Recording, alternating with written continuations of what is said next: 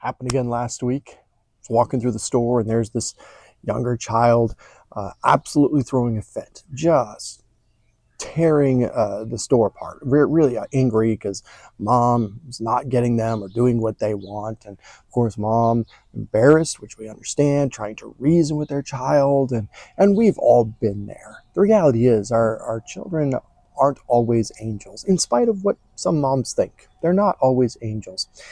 So how do we help our children grow in godliness? How do we help aim and continue to strive to see our children grow to fear the Lord and love Him and serve Him? And we've discussed the last few weeks about putting off the old man, renewing the mind, and putting on the new man. I want to return back to a conversation we began when we talked about putting off the old man, and that is the conversation of how to faithfully discipline our children. We live in an age right now where there is a new trend. It's called gentle parenting. And the idea behind it is perhaps some young people did not appreciate the way their parents raised them. Maybe there even was abuse. And so their response is, we're just going to be super gentle with our children and never respond to them. And really, it comes from one of two places. Either it comes from a really bad view of people and what God says about people, or it just comes from laziness and a lack of desire to actually parent.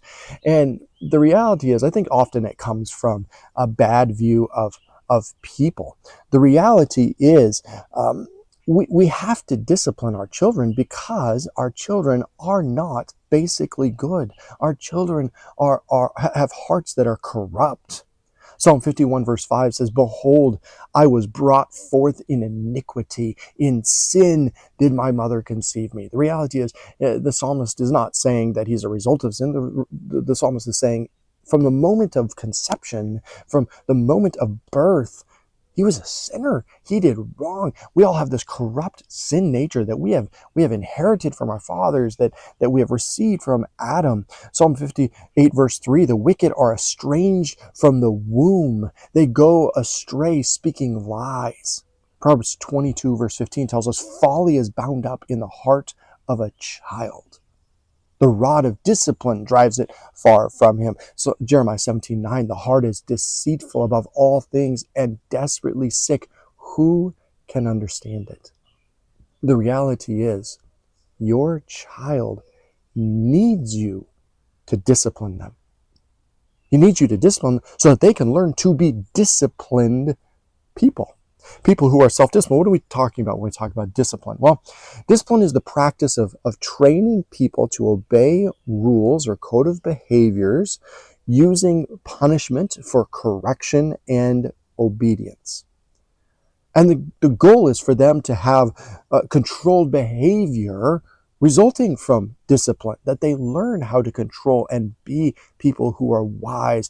And so they don't have to have people all over them. I know some people husbands whose wives still have to call them to get up in the morning because they don't have the self-discipline to do it. And the reality is, we need to raise children who are disciplined in godliness, disciplined to do what is right. And that only comes through intentional, faithful discipline of our children. The reality is, discipline is not a sign of hate, but rather a sign of love. Proverbs 13:24 tells us, "He who spares the rod hates his child. He who loves him is diligent to discipline him." The reality is, discipline is what helps our children understand how to put off and why to put off the old man. It is helping them see that there are consequences to the sins they commit before they have to face the really harsh consequences of life for when they sin. See, discipline is not hate. Discipline is to love your children. If you lived on a busy street and cars were going up and down that street all the time and your children were playing in the yard, it is loving to help them learn, don't go into the street. Don't play in the street. You're going to die if you do that. But so many parents treat discipline as if it's this thing that is hateful and wrong and horrible. And I just gotta love my child. But the reality is, when you don't discipline them, you don't love them. In fact, if your child continually runs in the street and all you said was, "Oh, that's just who Johnny is. That's just what they do. Oh, we just love them, and maybe I can reason with them out of it," we'd look at you and say, "You're a bad parent. You need to stop them from doing that. They're going to die." The reality is, if we don't teach our children how to overcome sin, and we don't teach them why they should overcome sin because of the harsh consequences of it, someone's going to teach them the harsh consequences of sin. And the reality is, better to have some loving discipline from you now than the harsh discipline of the world later, because of the lack of self-discipline that they are going to have.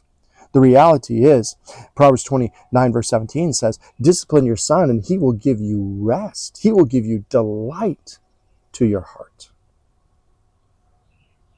So many parents are so interested in just loving their children that they fail to love their children in discipline.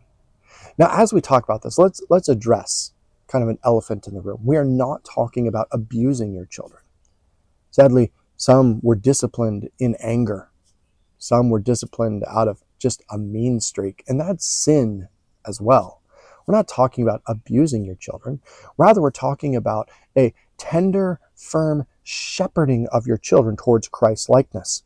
What does this look like? Well, there's a few things I want to mention in this. One is that we need to remember the purpose of discipline. We don't discipline our children because they made us angry. That's sinful. That's a response in anger. We don't discipline our children because they didn't conform to what we wanted. That's also sinful because we're setting ourselves up as the idol, as the God. Rather, we discipline our children because we need them to follow God. We want them to do what is right and to know what wise people do who fear the Lord. So the purpose of discipline is always to drive the hearts of our children toward God. So don't discipline in anger. Ephesians chapter 6 verse 4 tells us, "Fathers, do not provoke your children."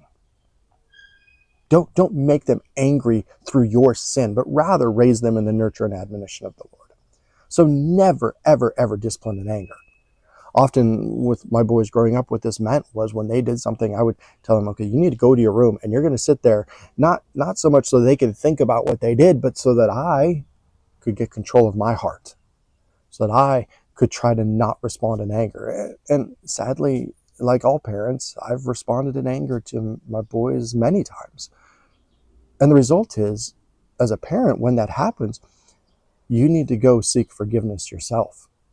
Go to them and listen, I responded in anger. I did not handle that the way that God has called me to do that. And I sinned against you and I was wrong and I am sorry. Will you forgive me? It can help create that tender heart in your children. Then as you do that, what's important is that you point to the sin. How we did this with my kids was we'd sit there and I'd ask them, "Why are we here? What are we doing?" And, well, I did. So I'd make them name what they did. Then I'd ask them, "What is that called?" And the goal was for them to recognize that this is sin. This is sin. That's why we're here, because I sinned. Then you need to point to the consequences of sin. But I'm not just talking about the physical consequences, and it's important to do that. What are the consequences of this sin? Sometimes there are some very evident consequences to this that happen. You can point to some things that could happen because of that, things that it did to other people. But beyond that, you need to point to the cross. You need to point to the cross for two reasons. One is to point out the consequences of it. So I'd ask them, what happened because you sinned? What's the result of that? What occurred because of that? And they learned Jesus died. Suddenly stealing that Hot Wheel from their brother takes a whole new, deeper issue. Jesus died because of that attitude. It's a significant thing. You see, we're not sitting here because I'm angry. We're not sitting here because you're not conforming to some cultural standard. We're sitting here because the action you did led to Jesus' death. But the second reason we point to the cross is the purpose of the cross. Why did Jesus die? Not just because you sinned, but to pay for that sin, to cover that sin. So there is forgiveness at the cross. That as we come to him, he will provide forgiveness. And we provide then the opportunity for repentance and forgiveness and restoration. Right? Give them the opportunity to apologize to the people they sin to. Help them learn to apologize to God, to talk to God and seek forgiveness from God and to feel that restoration, and then enact the discipline. Help them understand now there are consequences because you sin, and one of those consequences as a parent is my role is to help you learn there are consequences, which means there is discipline, whatever that discipline looks like for your child, whatever works the best with them to help them understand that. And so you need to enact these things so that they can understand there are consequences to sin, and God loves them and wants to forgive them for it. See, discipline, when done rightly, when done for the Lord, can change their life. Discipline done wrongly or done not at all will destroy their life. So you as a parent have to determine before it all happens how you're going to handle sin, and then be consistent in how you do it. Now, next week, this is going to take 2 weeks. Next week, we're going to talk about what happens when you fail to discipline. What happens in the kids' lives when we choose not to discipline or we discipline wrongly. And then I want to look at an example of discipline, how God himself disciplines us. So I invite you to join us again next week as we continue this conversation. And as always, as you're seeking to raise your children, we know, I know from experience, what a challenge that is. And so if you want someone to give advice or simply to pray with you or to talk with you through it, my door is always open. Please contact me. If you have any questions or comments, feel free to put them under the video or to contact me personally. And we just want to help you as you are seeking to raise children and raise grandchildren that love the Lord and want to serve him. We'll see you on Sunday. Have a great day.